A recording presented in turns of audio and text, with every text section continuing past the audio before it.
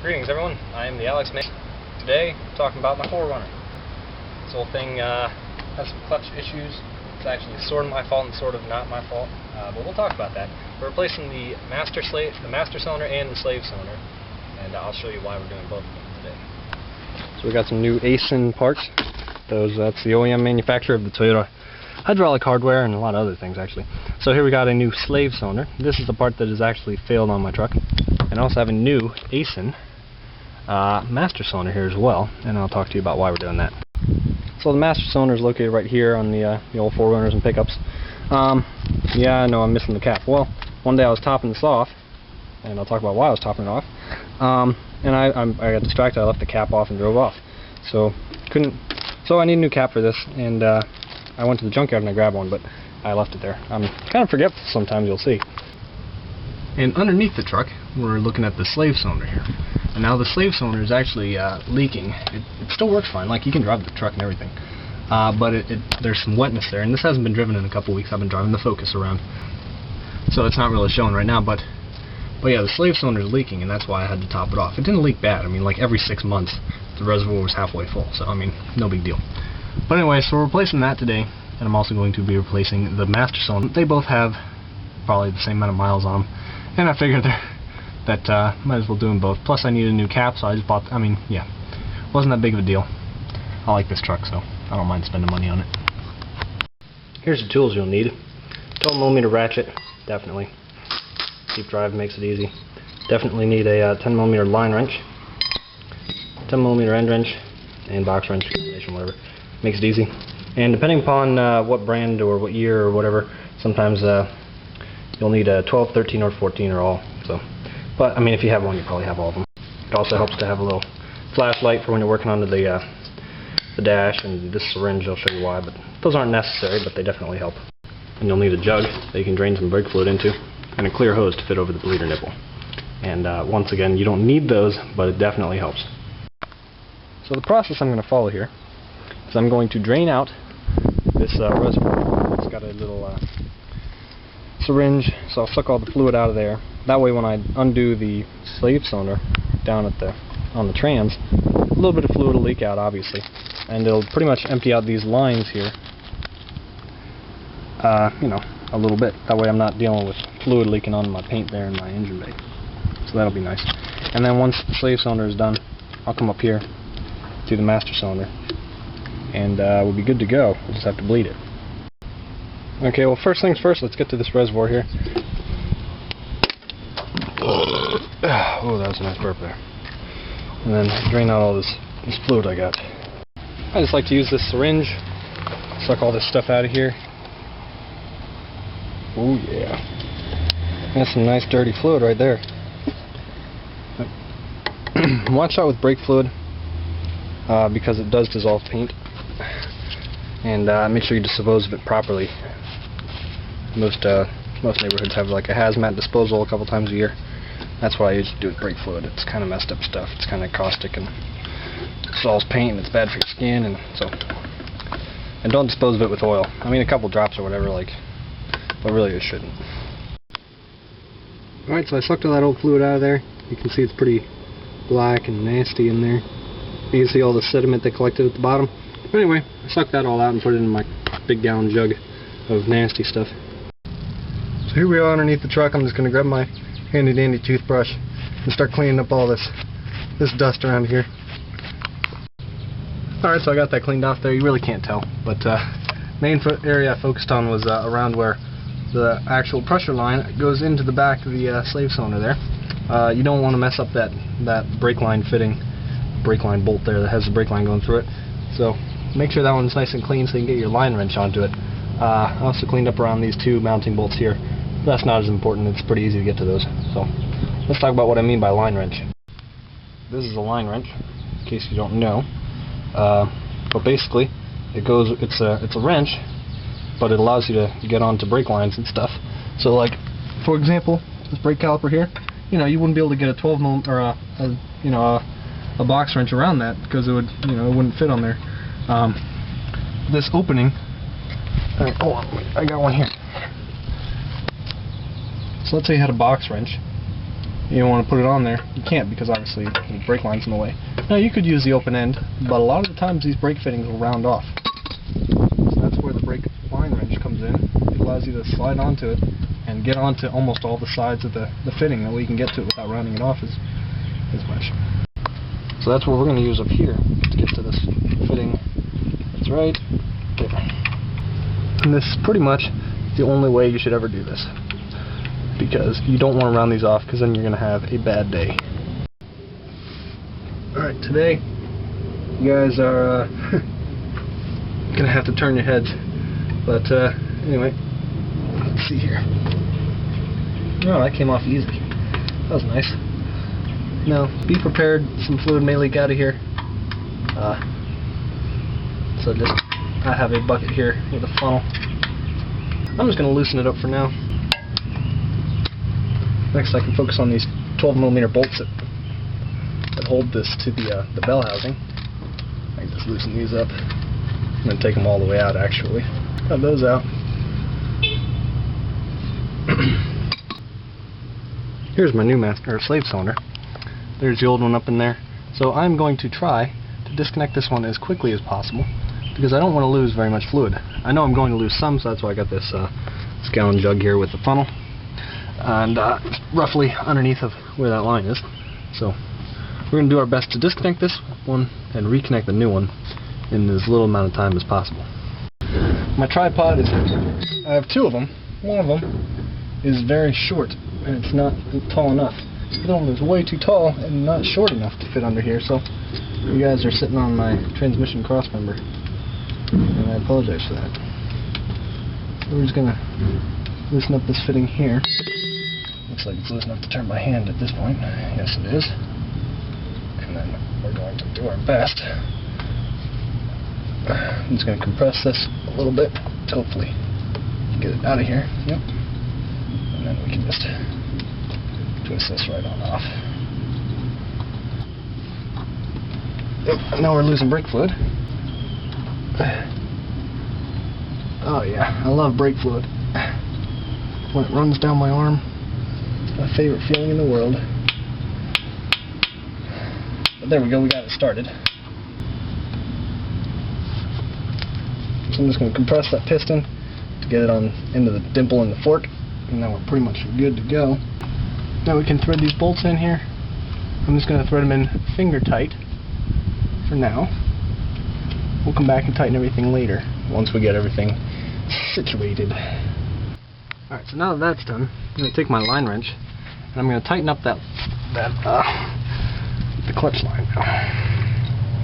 I'm doing this kind of upside down above my head, backwards, so it's kind of hard to figure out which way is right. Now I'm going to tighten down those two mounting bolts there.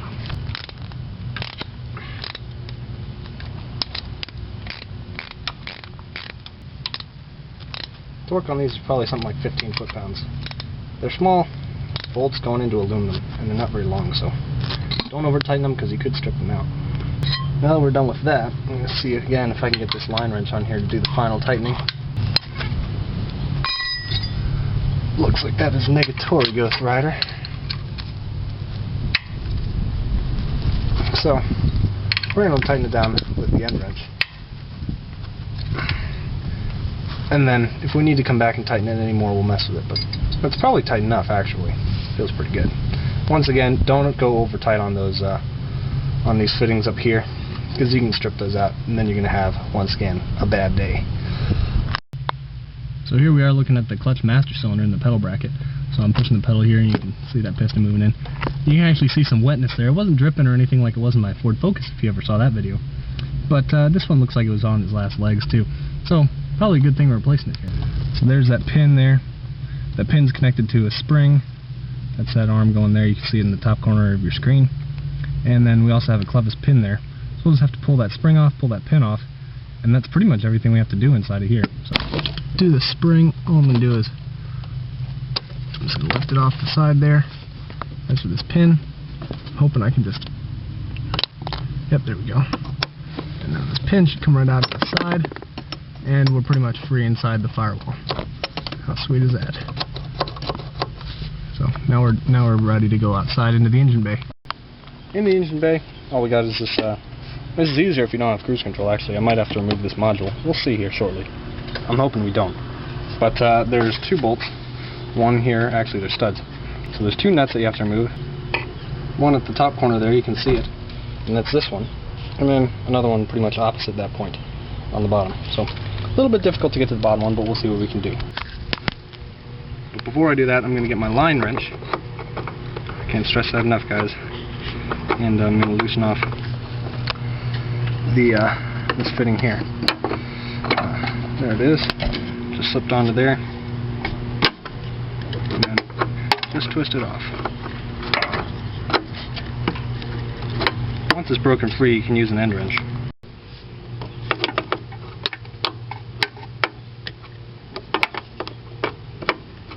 Now there may be fluid under here, so I'm going to grab a rag to catch anything. You can already see a couple drips. I'm pretty sure that's from when I was syringing out that other fluid. So I got this lower fitting here off, and actually since we did the slave cylinder first, there's no fluid in here, so that's pretty nice. Now I just need to remove the 2 nuts. Got me a bunch of 12 mils and a bunch of extensions, so I'm hoping that one of these fits perfectly in there and I can just ratchet them right out. Top one's easy. And it looks like my same 3/8 ratchet with the deep 12 is going to work for the bottom one too. Broke that loose. Now I just need to ratchet it out. Alright, well I got both those nuts off. Now I just need to get it off the firewall. And it's sort of stuck on there a little bit.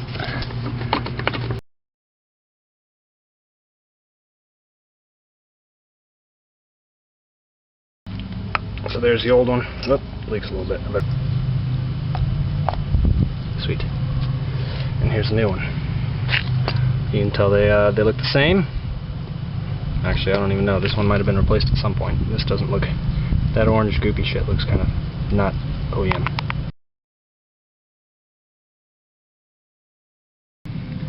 So I'm just going to take this and snake it into this hole here. Just kind of loosely put it into position.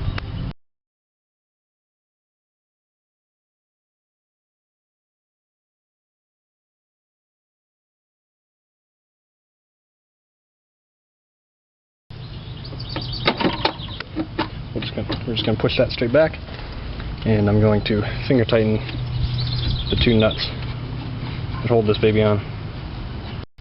Back in the footwell, I'm going to install the pin into the pedal here. I hope you get the idea. This pin goes through the pedal and the clevis.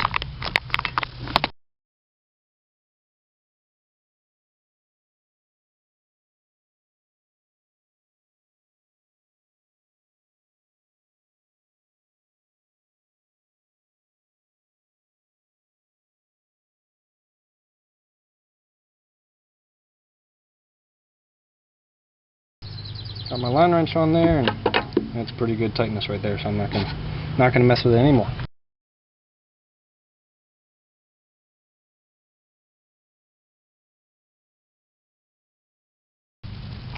Alright, so here's how we do the adjustment. This adjusts the free play of the clutch. So this lock nut here tightens up against the clevis and holds it wherever you adjust it. So before you adjust it, make sure that the lock nut is loose. So this is connected to the pedal, so it can't really rotate much, maybe a tiny little bit. And this is obviously connected to the firewall. But this piece in the middle, it can adjust. You turn it one way, and you see that clevis is moving out. That reduces your free play. You turn it this way, and you see the clevis is being pulled closer to the firewall. So we do that, and we increase our free play. So we're going to do that inside on this piece that's already installed.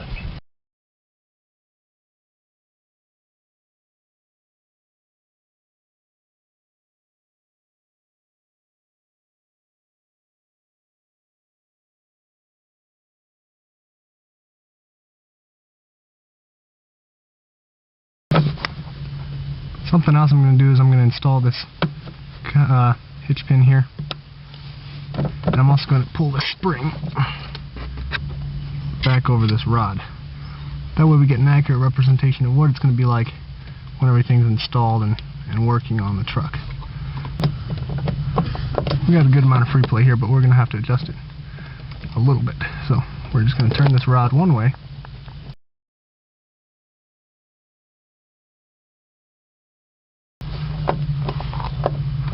Alrighty, so here we have the adjustment. Pretty close.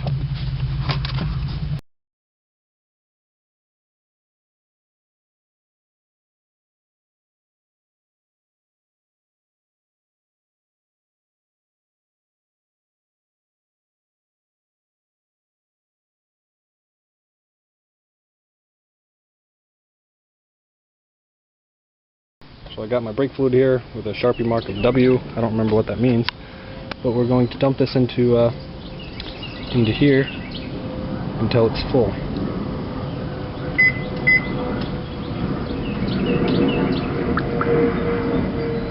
And we see some bubbles coming out, and that's good because that's less air in the system. I'm actually going to put it a little bit over full because I'm going to be bleeding the system anyway. And then in here, I have a hose, a clear hose. You don't actually need a hose, but I believe that it makes it way better because you can see when the bubbles start coming out, and you can see when the color of the fluid changes to clear or clean or whatever you're using.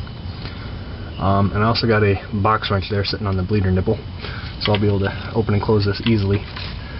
Alrighty, so now we begin the bleed process. So what we need to do is you need a helper. You can do this with vacuum bleeders and whatever, but I believe that the two-person method is the best way to do it. You have your helper sit in the driver's seat, and they depress the pedal. Once the pedal is depressed, you open this valve.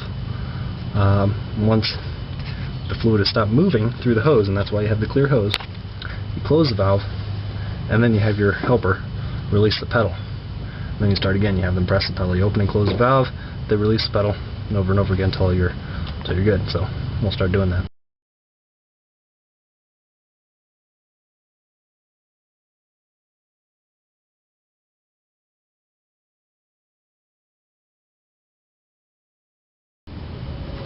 Up, Up, down, down, up. up. Doesn't feel like it's doing anything. It'll take a while to work. Down. Down. There it goes. Up. Up. Down. Down. Up. Up. How's the reservoir doing? Plenty of fluid in there still? Wind. Down. Down. Up. Up. Down. Down. Up. Up. Down. Down. I felt something that time. Yep. Up. Up. Getting a lot of fluid now, but lots of bubbles too. So go ahead and top off the reservoir.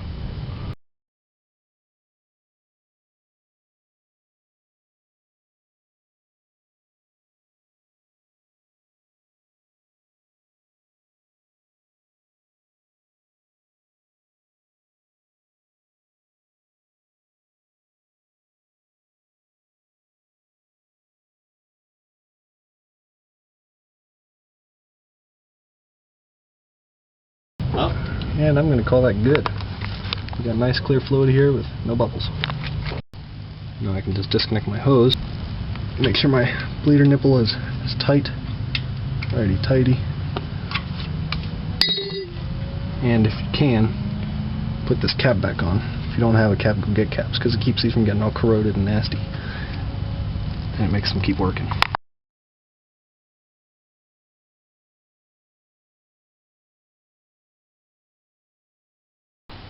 I said this in my focus video, but this is the brake fluid I like to use. Mainly because it's blue and it looks cool, but you know, it's probably better. For some reason, I don't have any clue. I just like using it. It's cool.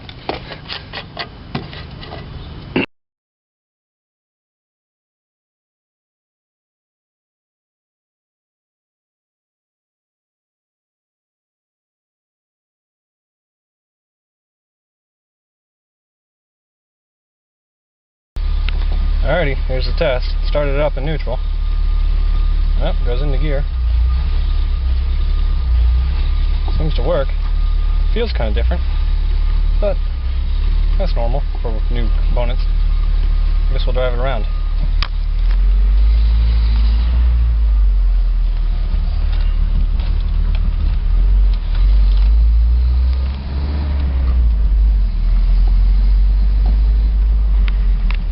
right to me.